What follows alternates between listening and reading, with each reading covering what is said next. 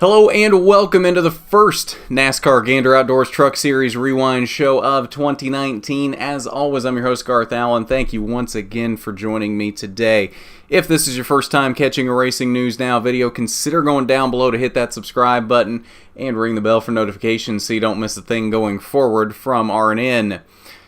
On today's edition of the Trucks Rewind, we are looking back at Friday night's season opening in NextEra Energy Resources 250 from the Daytona International Speedway. It was a wild one, it was a chaotic one, and it was definitely one that if you're one of those folks that likes races with a lot of wrecks, this was one of those races for you.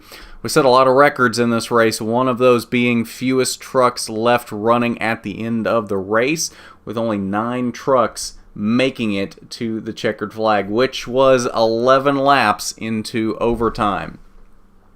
So let's go ahead and start off with the results for this race, and I think a surprise winner to a lot of folks is Austin Hill taking the victory in that 16 truck for Hattori Racing.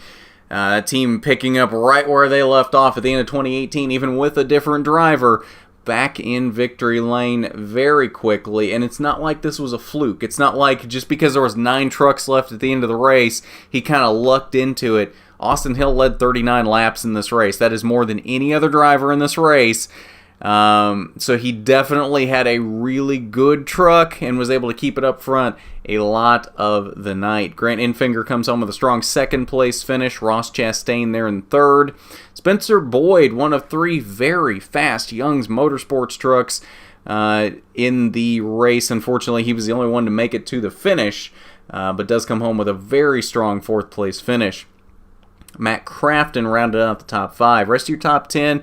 Great run for Josh Rayum in 6th. He survived all the chaos for a strong top 10 finish. Timothy Peters in 7th. Angela Ruch in 8th. Austin Wayne Self 9th. And Stuart Friesen rounded out the top 10 first truck, not making it to the checkered flag, 3 laps down in 10th. 11th through 20th, the Daytona legend Bobby Gerhart here in the 11th position. 8 wins in the ARCA Racing Series at this track. Clay Greenfield was strong all night until a wreck took him out late. 12th for Clay Greenfield. David Gilliland here in 13th. A crazy night for DGR Crosley. Both of their drivers, David Gilliland in the 17 and Natalie Decker in the 54, having flat tires on lap 2. David able to nurse it back to pit road without really causing any incident. It was amazing how he was able to do that from being like second at the time. To not get run over, not tear the truck up, anything like that. Was able to make it to pit road and fix the issue with the flat tire. Unfortunately, Natalie not as lucky. Her tire explodes on the backstretch, taking sheet metal with it off the left front, and then apparently broke a brake line somewhere coming onto pit road, and that makes the whole left front of the truck burst into flames. So a very scary incident for Natalie. She was able to jump out to safety as she gets onto pit road. And a very scary incident for Natalie Decker, but good to see she was able to walk away from that one and stay safe. Ben Rhodes there in the 14th position, had a very fast truck, led 11 laps in his first race in the 99 truck for ThorSport.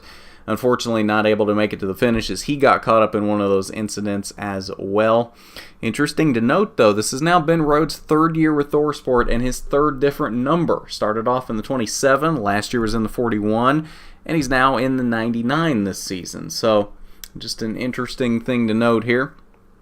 Gus Dean rounded out the top 15 in that 12 truck. His first truck series start, had a great run going. Another one of those very fast Young's Motorsports trucks.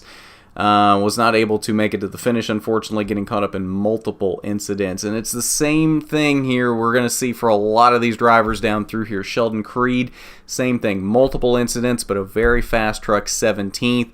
Harrison Burton, same thing in 18th. Todd Gilliland, same thing in 19th. I want to give a shout out, though, to Corey Roper here in 20th. Not one of the more well-funded trucks in the field, but was able to keep it up front for a very long period of time late in the race with a very ill-handling truck that he really could not hold a line very well with. Was able to keep it up front, second, third, right in that area for a lot of laps there near the end of the race. Unfortunately, just lost it off of turn 4 at one point due to the ill-handlingness of the truck, and made contact with the inside wall, and that was the end of the night for Corey Roper, but a great run nonetheless up until that lap 76 incident. 21st through 30th, we see Christian Eckes down here in the 22nd position, started from the pole, had a really fast Kyle Busch Motorsports truck. Unfortunately, he was another victim of accidents in the mid portions of the race, but may not be the finish that Christian Eckes was looking for, but he did find his way into the record books yesterday, being the first driver to ever win the pole in the ARCA race as well as the truck race in the same speed weeks. So no matter what the outcome from this race, Christian Eckes did make his way into the record book. So kudos to Christian on that one. Johnny Sauter there in the 23rd position. He also got caught up in a wreck on lap 60 in his return to the 13 truck at ThorSport. That was his ride prior to going to GMS in that 21 truck. He is now back in that ride this season. Had a really fast truck, won the second stage, but unfortunately yet another victim to one of these many mid-race accidents. Brennan Poole, his first ride in the 30 truck, came home in the 24th position. Brett Moffitt, same thing for him, lap 53 accident.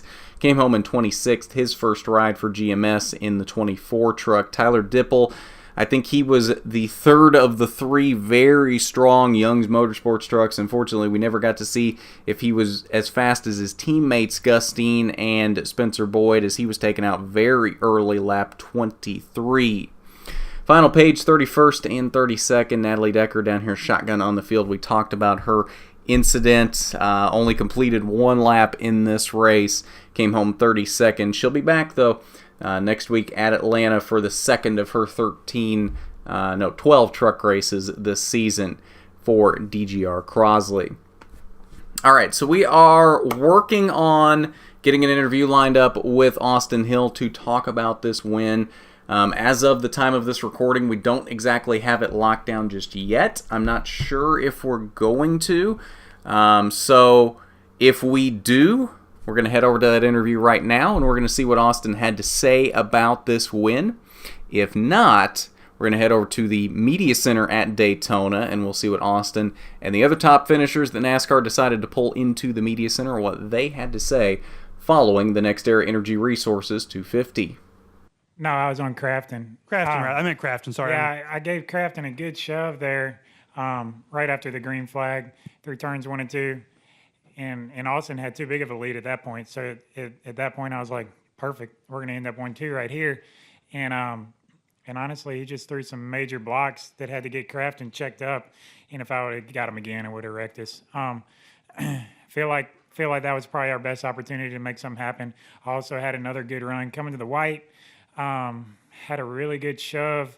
My gut feeling was once I tried to sneak out there, I thought he was just going to fill the gap.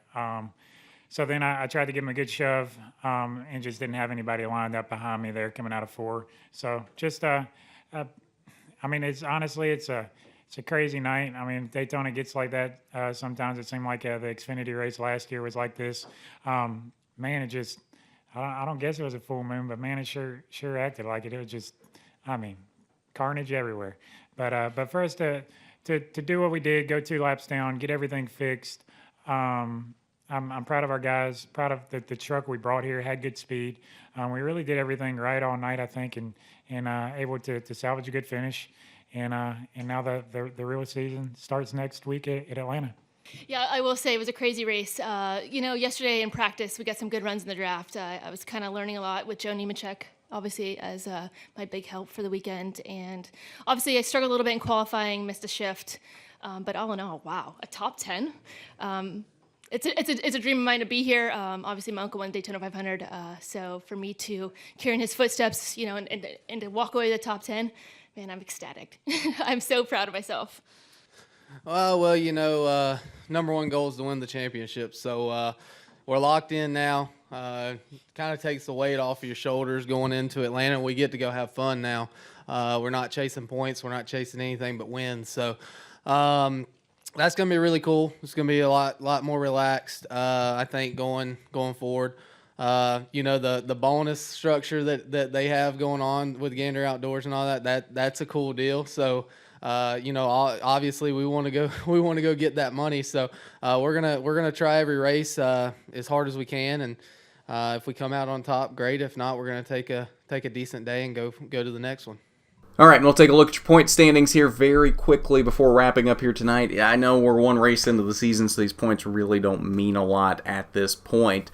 The only thing really we know is that Austin Hill probably is locked into the playoffs at this point. He's not 100% locked in since the trucks do an 8-driver playoff, so technically, depending on the type of season he has going forward and how many drivers win this season, he could technically get bumped out of the playoffs, but it's not likely. So at this point, we're just going to say he's locked into the playoffs until we see differently later on in the season. But a lot of these guys setting themselves up really well from the start of the season. Grant Enfinger, Spencer Boyd, Stuart Friesen, Austin Wayne Self, Matt Crafton, Josh Rayum, David Gilliland, all in playoff positions at the moment. David Gilliland, though, not running a full season. So it can't really count him. I guess right now you kind of move Ben Rhodes into a pseudo playoff spot at the moment with David Gilliland not being a full-time driver. But that is your point standings following the first race of the season at Daytona. And I think that'll do it for us on this first Truck Series Rewind of 2019. Xfinity Rewind coming up either tonight or tomorrow. If it is tomorrow, we should have a winner interview in the show. We're going to do what we can to get a winner interview for the Xfinity race. If not, it will go up sometime tonight once it's recorded. And then, of course, a Cup Rewind coming up tomorrow for the Daytona 500. And then the season premiere of Pole Position coming up Monday night, 8 p.m. as usual, to get you caught up on everything that happened this week in the world of racing. But if you haven't done it already, go down below, hit that subscribe button, ring the bell for notifications so you don't miss a thing going forward from RNN. And while you're down there, why don't you hit that big thumbs up button if you like the video? It is much appreciated when you do, and it helps us out so much when you do that. But at that, this has been the NASCAR Gander Outdoors Truck Series Rewind show. I'm Garth Allen for Racing News Now.